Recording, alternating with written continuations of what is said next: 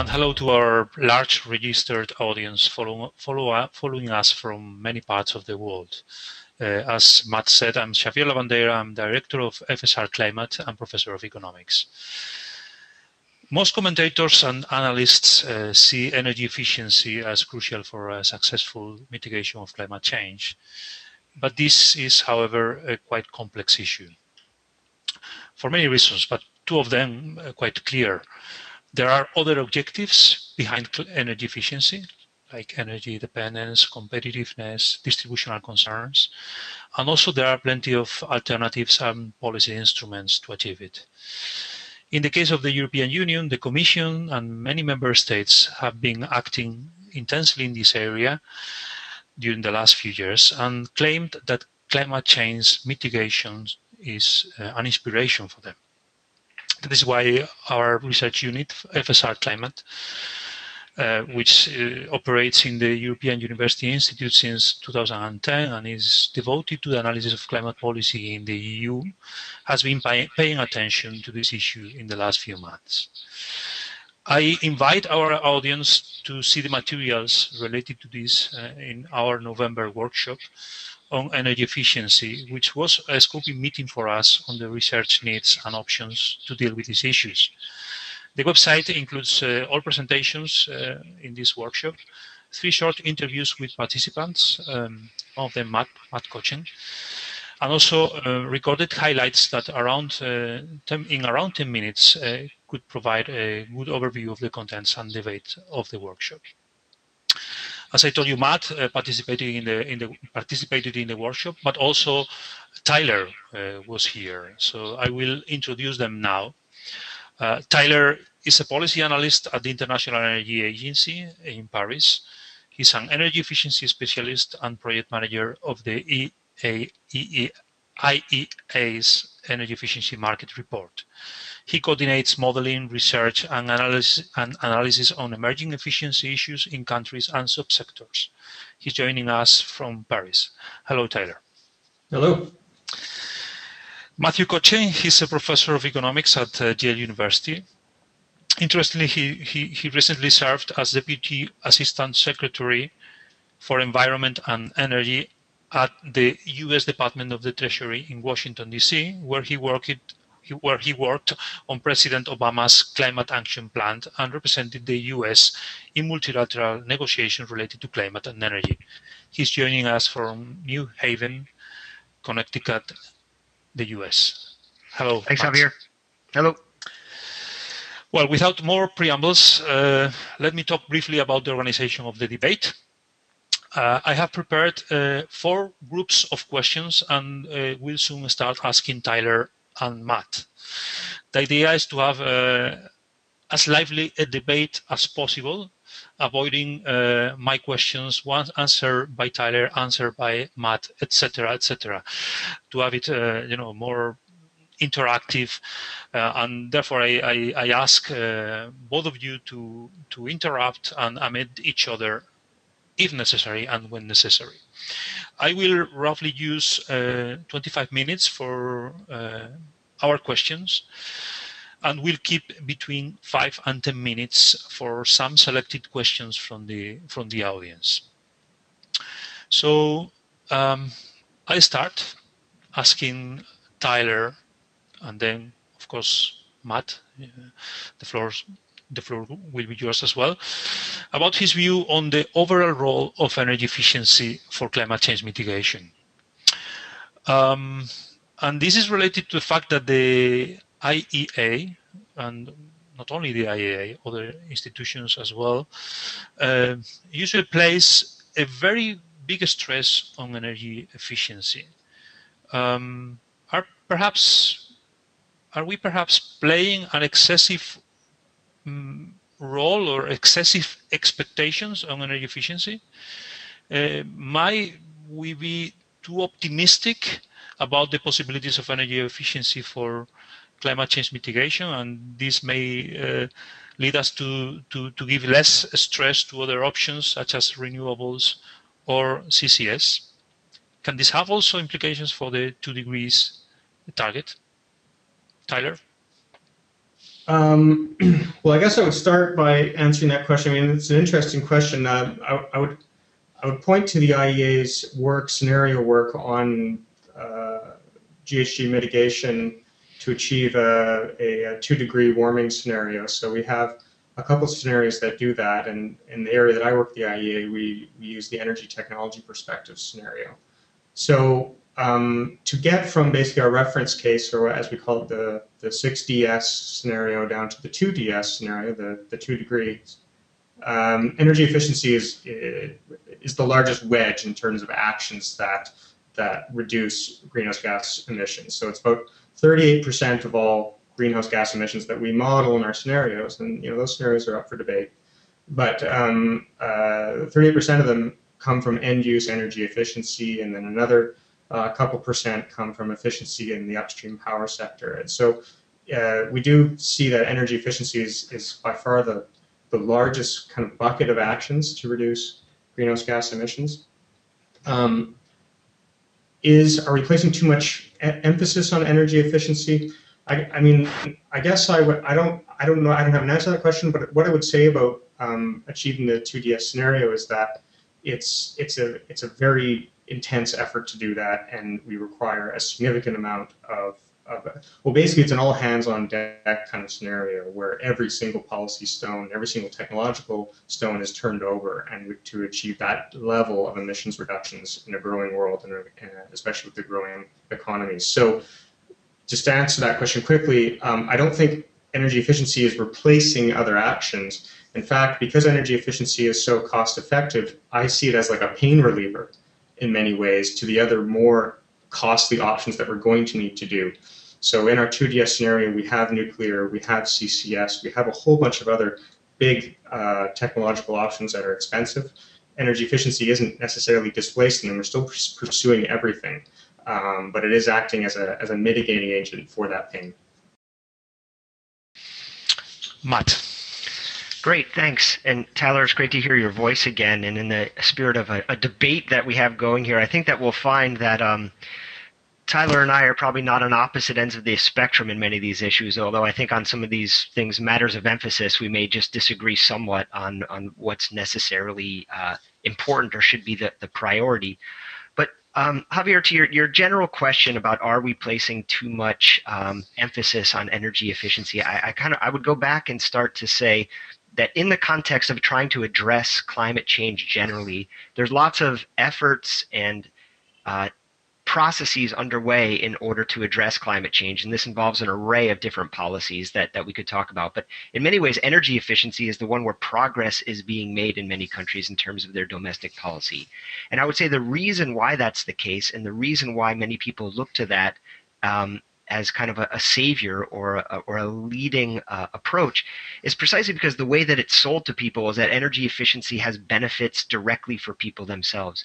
If you make an appliance more efficient or a car more efficient, you use less electricity when you use it, you save money, or you don't have to buy as much gas.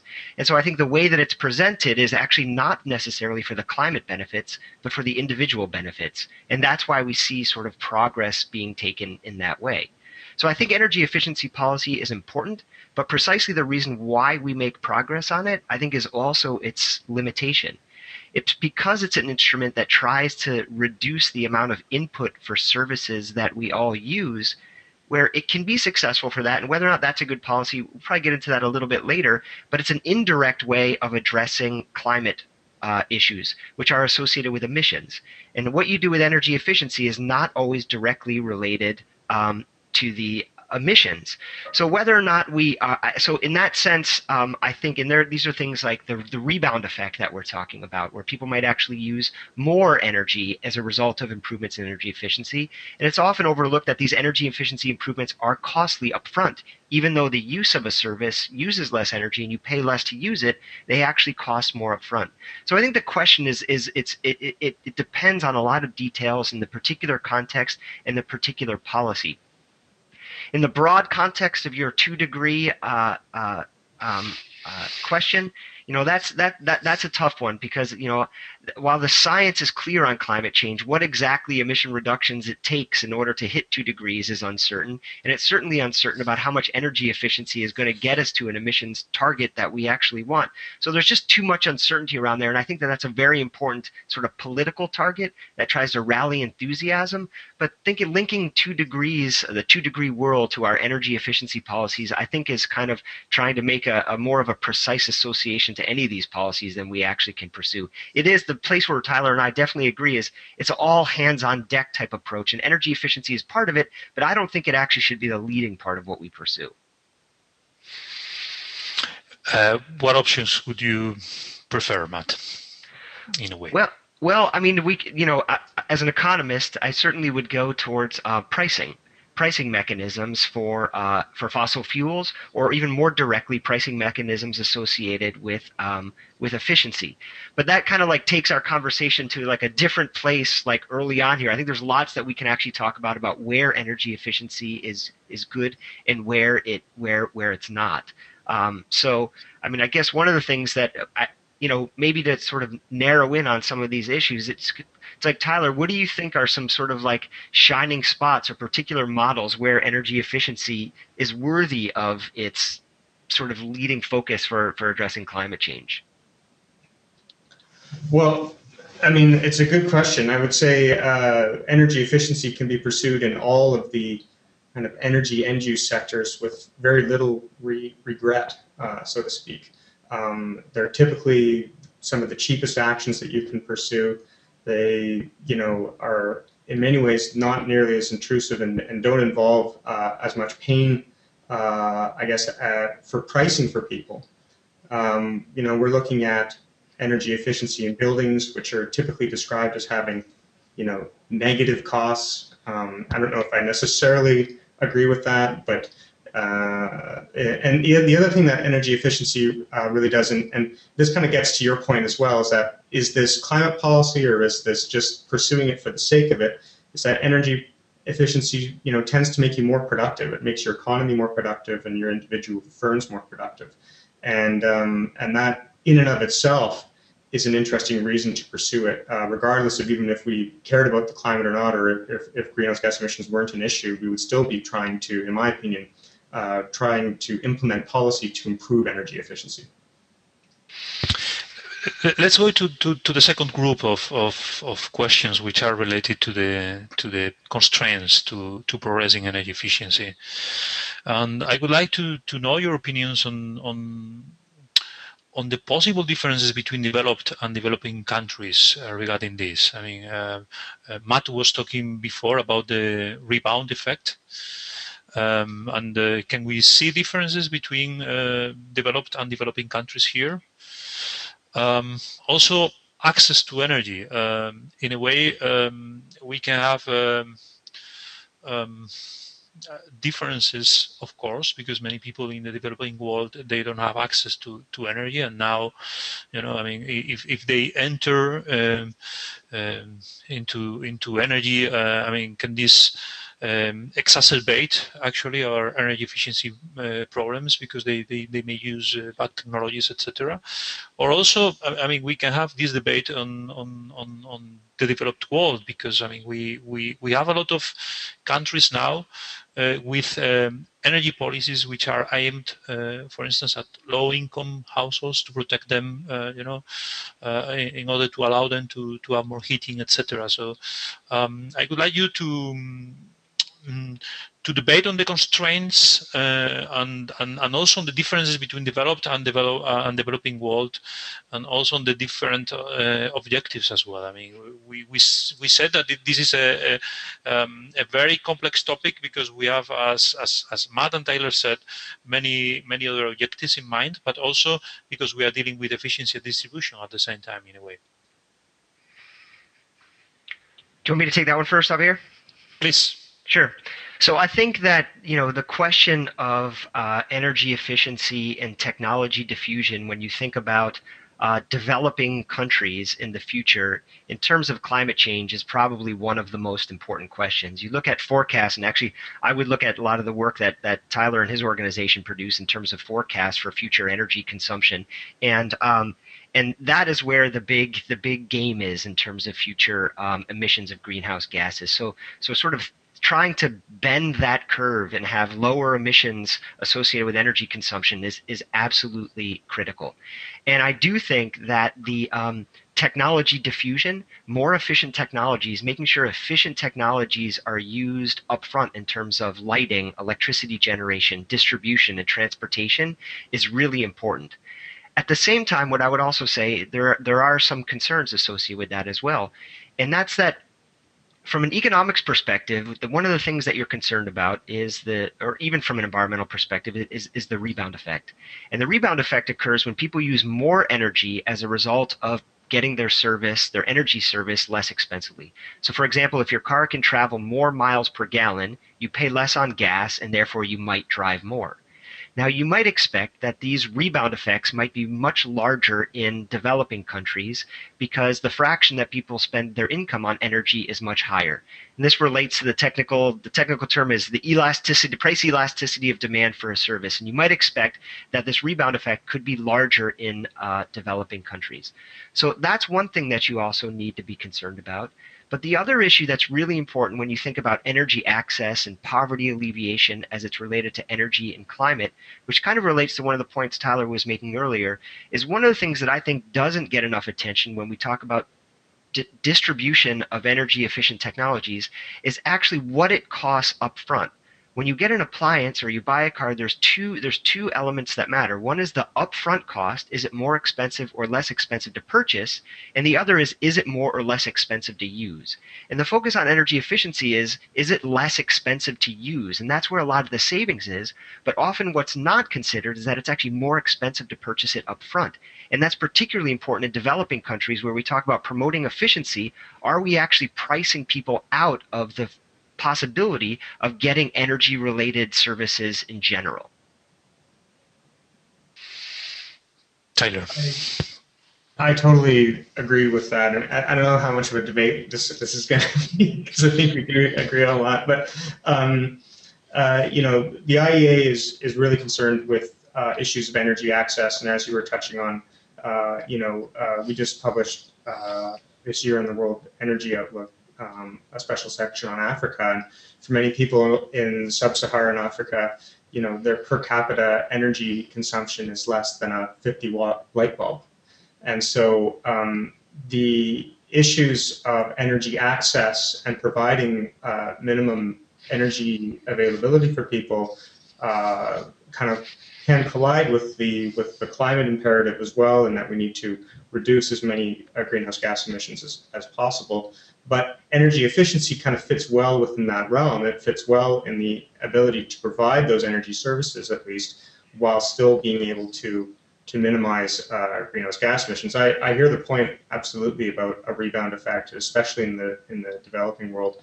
But many developing countries are also constrained not just by how expensive energy is, but just by the access of energy.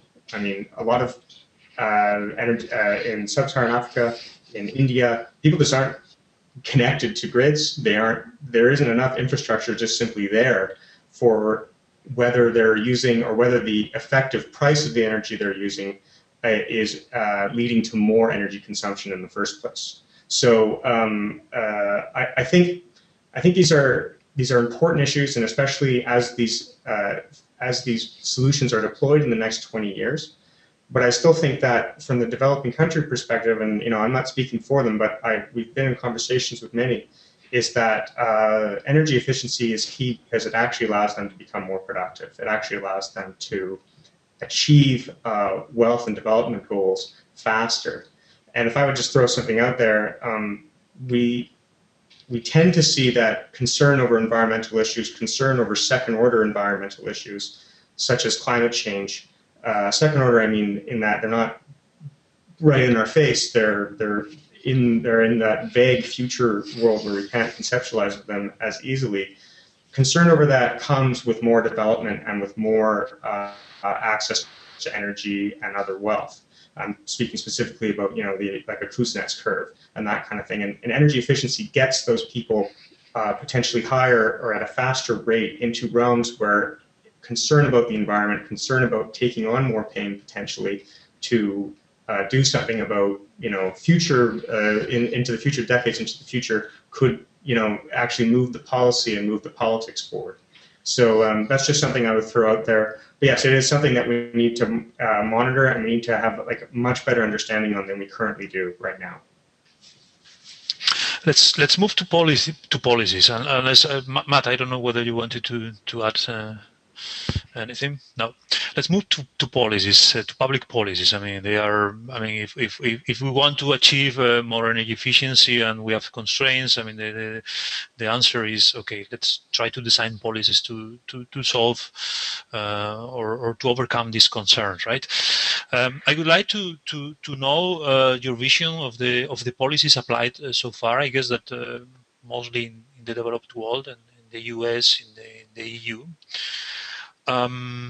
And I would like to know also your view on the mix of technological, information, and behavioral approaches. Are we doing things right? I mean, should we be more proactive from a public policy point of view? And also, I mean, we were discussing this a bit before, but I would like to know your view of the design of policies that can be effective globally. I mean, sometimes we apply this to other areas in energy or environmental policies such as renewables to try to find, kind of technologies that are applicable everywhere at a low cost. I mean, this can solve the climate problem, for instance. No, I mean, can we see something similar here in the energy efficiency area? I'll field this one first, if that's all right, Matt. First off, about policy and about the intensity of policy that we need. I agree with you that energy efficiency has largely been considered a success to date. It's relatively easier to get through national governments, to get legislation, get regulations on efficiency standards and that kind of thing.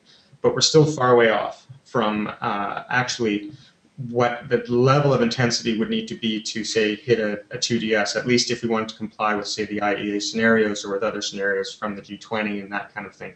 So, for example, the energy intensity of the global economy has improved by about 1.6% per annum over the past 10 years. To get to scenarios, our 450 ppm scenario in the World Energy Outlook, we'd need to effectively double that rate of increase starting this year, and continuing that doubling, or continuing that rate of increase, so around from 1.6% to about 2.6 to 2.9% energy intensity improvements from now, every year from now until 2035. So we definitely need more policy. We definitely need much more ambitious policy. And what I would say is that, yes, we need to get the prices right. I agree with Matt on that, but we need more than just prices for a couple of different reasons. One reason is that first off, it's just extremely hard to land on what a social cost of carbon may be for fossil fuels and this or that.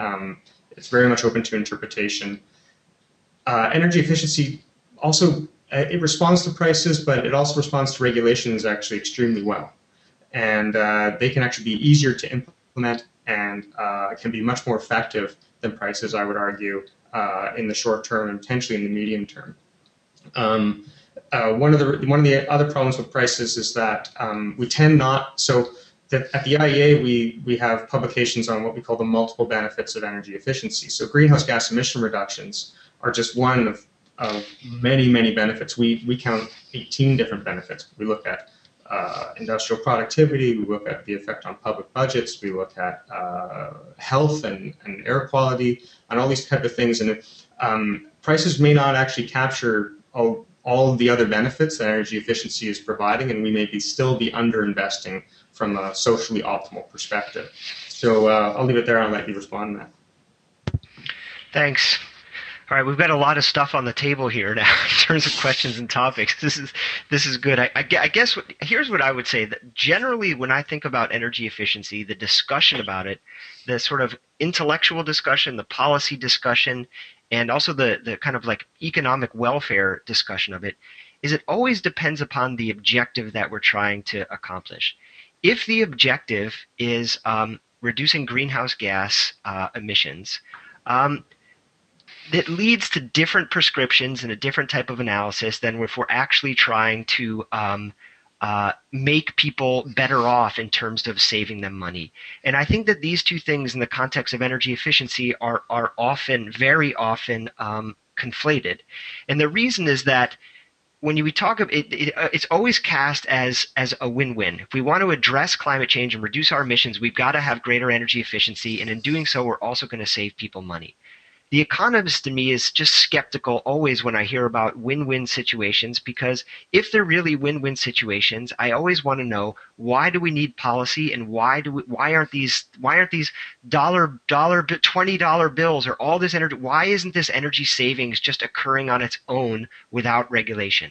Now, I think there are some explanations for why that's the case out there in some cases, but I think the scale of energy efficiency that we're talking about when it gets into the realm of climate change is not this, we're going to get this stuff for free. I think that this greater energy efficiency is actually going to be costly. And then just the other comment I'll just say, since we're kind of moving towards the discussion about prices, is the one thing I think that maybe has come up that we might disagree on a little bit is, I don't see how energy efficiency policies are better than pricing in the short run. The beautiful thing about pricing emissions is that actually energy efficiency then happens efficiently on its own, because when prices of energy go up, people want to purchase more energy efficient appliances, more energy efficient cars on their own. Manufacturers want to produce these things because it's what people actually want. So to me, energy efficiency policies are always a second best policy when it comes to prices. What should we do with prices now, with oil so low? I was reading, even in the Spanish papers, that in the US, for instance, you have a huge increase in the sales of these very big cars after you have these low prices of gasoline. So should we intensify our pricing policies through taxes or other approaches now? Should we use this in a kind of counter-cyclical way, so that when prices go up again, perhaps we need to adjust this? What's your opinion about this? I'll be brief. Basically, low prices for oil or low prices for fossil fuels are while they may be good for people directly in terms of having to spend less money on getting the goods and services that they want, it's the worst thing for promoting energy efficiency, and it's the worst thing for promoting long-term greenhouse gas emission reductions. And so as the World Bank has come out, the IMF has come out, basically these lower prices of oil now are opportunities to start thinking about our energy pricing strategies, precisely because they'll actually promote sending the right price signals of higher prices for energy, which is again a proxy for prices on emissions, will actually promote energy efficiency. And so you're right, Javier, there's been basically the amount of that people purchase less fuel efficient cars when oil prices are low. And they actually are more or less likely to install energy efficiency improvements in their home when oil prices are low. And so we could actually talk about how we should impose energy taxes to try to increase the price. But I'd actually even go back a more basic level, where this is actually an opportunity where one of the biggest issues that we face, the most direct issues, is many of our policies are doing precisely the opposite. The discussion is not about imposing carbon taxes or energy taxes. The fact is we have fossil fuel subsidies worldwide at an extraordinarily large scale, which I would say that phasing out those fossil fuel subsidies is probably the best energy efficiency policy that we could pursue, which would also be one of the best immediate climate policies that we could be pursuing as well. This raises the issue of distribution or redistribution, right? Because I mean, we have the question of energy poverty, for instance. If we raise prices of energy, even in the developed world, I mean, this is a hot debate nowadays. And then the opposite. I mean, in some developing countries, when you reduce subsidies, this is progressive. But of course, I mean, we don't have a lot of time, and I would like to keep some time for questions. Tyler, would you like to comment anything on this pricing? Well, I guess I would like to bridge the previous two. I mean, I agree prices are important, but just getting to your point that oil prices have effectively halved in 3 months, and we've seen less efficient cars being bought. A carbon tax or a pricing mechanism would have made the prices a bit higher, but they still wouldn't have addressed the halving of the oil price. But CAFE regulations, corporate average fuel economy standards, are creating a backstop, are creating an efficiency floor by which vehicle manufacturers still need to comply with. And they're actually upset right now because people are buying less efficient cars and they have to still comply with these regulations. Well, that's the point of the regulations. They still have to comply. So, I mean, prices are volatile, and regulations tend not to be. Regulations tend to follow. They don't tend to lead policy. But when we're talking about a doubling of the energy intensity improvement starting now, and that doubling consistently happening every year, or sorry, double the rate happening every year out until 2035. I don't think that prices alone are going to get us there. We do need to account for the fact that the world changes and that markets change, and that effective regulations can at least provide some type of certainty in that respect. The other thing that efficiency regulations do is that as we say, like in the good times or in the low energy price times, they help buttress us, into the bad times and the high energy price times. So, for example, we did a quick analysis here at the IEA where we did a weighted average price of energy for consumers. And, in France, the weighted average price of energy went up 20% from 2001 to 2011. In the UK, it went up 40%. The share of household income, of disposable household income spent on energy, was unchanged in France, thanks to all these efficiency targets and regulations, and went up only by about 0.5 percentage points in the UK. So that is, I guess, providing a reason why we would want to go just further than trying to get an optimal price. And I guess I'll let you respond to that, Matt. Javier, if I could just jump in, I will say, although I have sort of been skeptical in this discussion about energy efficiency policy, I do think that it has an important role.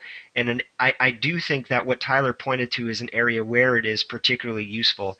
And it's basically locking in the backsliding of things like when we have these low oil prices. Basically, we're setting a trajectory where it brings the bottom up rather than leading the regulation. It sort of just makes sure that what we see people purchasing and how we actually consume energy, that it sort of starts to track our technological innovations that are arising. And I suspect that low prices for fossil fuels and how to address that in the future, as we're thinking about climate and energy policy, is actually not going to be a short-term problem. I suspect that that's going to be a long-term problem that we're going to have to address. And in that sense, energy efficiency policy may actually have an important role. Yeah. Okay, I think we have less than 10 minutes, and I would like to have some questions from the audience, and indicating that of course we cannot take all questions because we have limited time.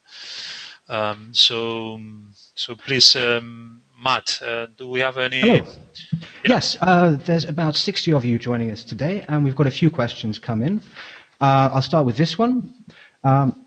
If energy efficiency is so crucial, why isn't there a binding target for it in the EU's climate and energy package? This question's from Stefano. Yeah. Well. Okay. What do you think? because the sausage making process decided that there wasn't going to be one. I mean, I'm not to be glib, but if the climate imperative is crucial. Anybody with the brain can see that that there's some bad things on the horizon if we don't do something about this, and yet we're still not doing much about it. And so I think this gets to deeper behavioral, psychological issues with how we deal with long-term potential threats, and that so on and so forth. But with that said, I would just step in. I mean, I think the EU target previously was non-binding, if I'm not mistaken, and it did achieve a significant amount of energy efficiency improvements over the previous 10 years. The new target is in line, actually, with the IEA scenarios, so achieving a 28% or 27% energy efficiency improvement, in the EU area is right in line with our 2DS scenario. And I do think that this policy is iterative. Governments are generally unfamiliar with grand project energy efficiency policy making. That's one of the points I kind of wanted to make. We didn't have the opportunity to in this debate, but we're very familiar with. Well, I'm Canadian, and we had a spurt in 10 years where we built a ton of dams, and we just had this grand project to build hydroelectric dams, and it was amazing. And we have these other projects that are happening in China to build a significant amount of electrical capacity, and most governments, except for some few special cases, have not had the experience of going on a grand efficiency improvement project. And I think that experience, that lack of examples among governments is a big inhibitor to actually achieving big scale efficiency. But just rounding back to the question, I think that this is in the mode to get to that type of product, to get to that type of project. I don't know whether you want to add anything on this, Matt. Of course, there are plenty of things that we cannot cover here, and one of them is the interactions between policies and even targets, right? In this climate policy area, where you may have strict mitigation targets and energy efficiency and renewables, etc., etc. Let's go for another question. Okay, Matt? hopefully we've got time for 2 more questions. The next one is: are there any big differences across energy uses with respect to the rebound effect? Matt? I'll take a stab at that. So I would say that the generally studies that have looked at the rebound effect, let me just start by saying that the rebound effect is a very controversial subject. There's been many studies done, and there's different interpretations about how they would affect behaviors in different areas. So this is an unsettled question, and I would actually say that it's probably never going to be settled because it's going to change through time as people's income changes and how they consume energy changes. Having said that, I do think that the rebound effect is most likely in the areas, a significant rebound effect is most likely in areas where the energy service, or what we're talking about, consists of a larger share of people's income. So when it comes to things like transportation and driving, heating and cooling of your home, that's where you would expect the rebound effect and where to be more significant. And then related to the discussion that we had earlier, when there's lower income, and so in developing countries or lower incomes in developed countries, that's where you would expect the rebound, and where there's evidence that the rebound effect is actually larger. There was a very interesting study just done recently on a replacement program of air conditioners in Mexico, and found that if people got more efficient in new air conditioners, that it turns out that their electricity consumption actually went up instead of down, because now it was less costly to use their air conditioners. So that's an example of the type of place where you might be particularly concerned about the rebound effect. If I could just jump in very quickly, I would just add on, I totally agree. It tends to be in places where there's a large level of unmet energy service demand. So for cooling, say in India, for example, where there's a lot of buildings just don't have air conditioning, that kind of thing. What you'll see happen is that you'll buy a new efficient air conditioner, but then keep the old air conditioner and move it to a different floor or move it to a different room, and then cool that room that you weren't previously able to cool. But just on the rebound effect, there are actual limits to it as well. People sometimes talk about it like it's this black hole that will just claw back all of your energy savings. There's like the saturation effect. So for example, you know, Americans are driving, I think, almost up to 2 hours a day on average. There's only 24 hours in the day. So and no matter how efficient your vehicle gets, you're going to reach other limitations on how much you're going to drive. So it could be free to drive your vehicle, but you're not going to want to drive it for 10 hours a day just because it's free. You have a life, you know. These saturation effects, they matter, and they matter more in OECD countries and that kind of thing, where largely energy service demand is being met.